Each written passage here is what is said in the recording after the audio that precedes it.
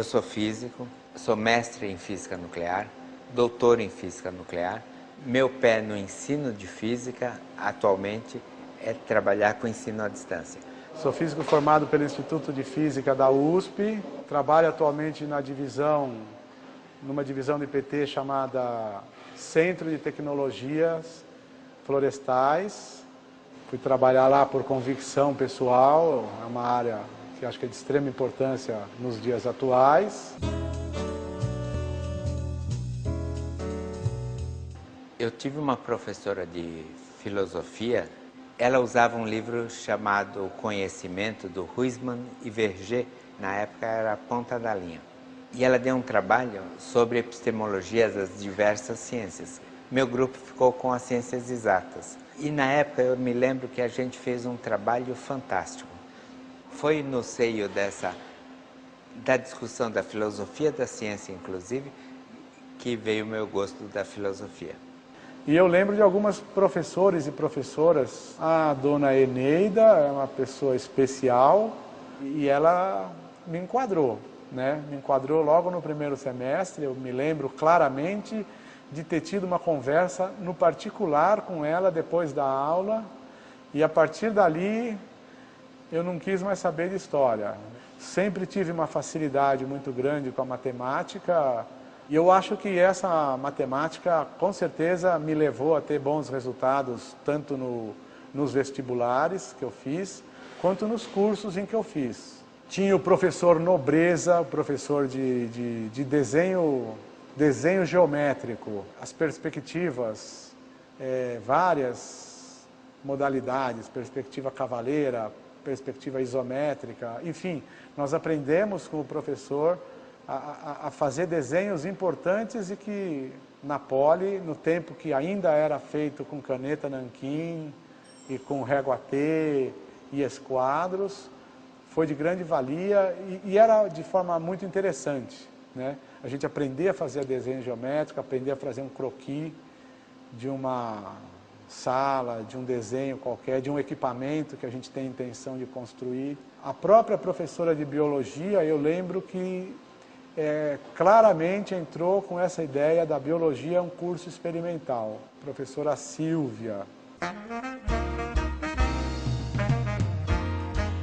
Em relação às aulas de física, foi a primeira oportunidade que eu escutei que existiam escolas com salas ambientes. Não se chamava sala ambiente, mas a gente ia para o laboratório de física ter aula. Sentava em bancada.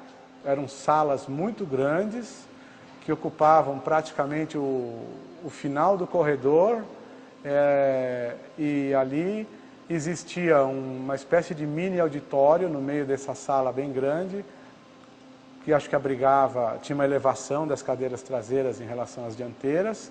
Os alunos eram convidados a estudar um determinado tema para fazer uma apresentação em cima de um determinado equipamento, e isso era uma coisa que motivava muito a gente a se envolver com a matéria. A curiosidade da gente era muitas vezes satisfeita de uma forma que na sala comum, com a disciplina ordinária, era impossível de se satisfazer todas as perguntas e com toda a liberdade. Nos laboratórios de química também haviam experiências a serem feitas, muitas vezes com som, com imagem. Existia essa preocupação de mostrar para os estudantes, já naquela época, a física e a química como ciências experimentais.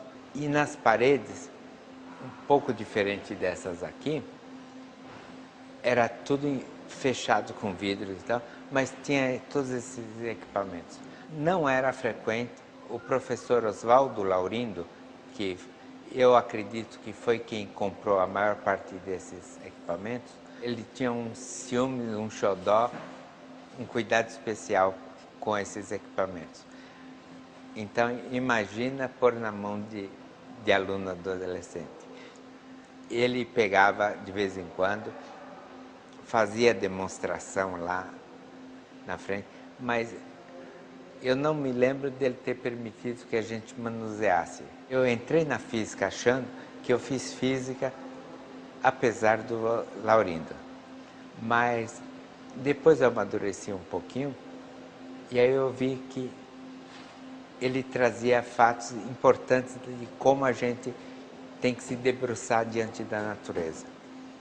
E isso, no fim, eu acabei percebendo que tinha dele também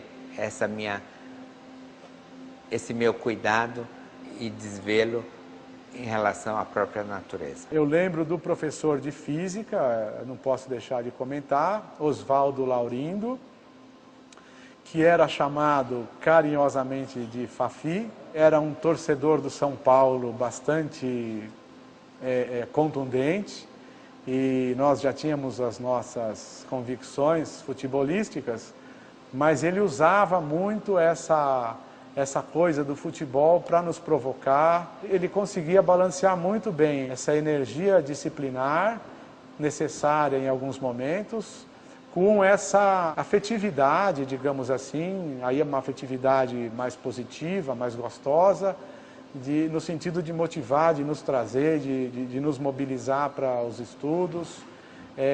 Eu até brinquei outro dia com uma pessoa que o método do Fafi era um método afetivo, porque não havia como ficar neutro, não havia como se esconder do relacionamento com o professor Oswaldo.